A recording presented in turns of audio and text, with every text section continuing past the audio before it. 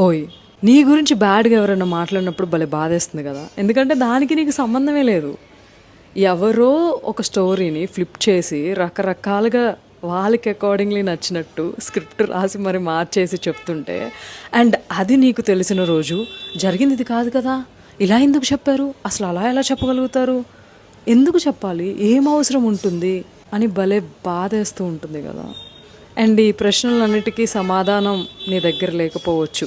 ఇది కాదు రియల్ అని జనాలకి నువ్వు ప్రూవ్ చేయడానికి అలిసిపోయి గూడా ఉండొచ్చు. ఇంకా చెయ్యకు. ఎందుకంటే నువ్వేంటో తెలిసిన మనుషులకి ఇది అది అని ప్రూవ్ చేసుకునే అవసరం లేదు.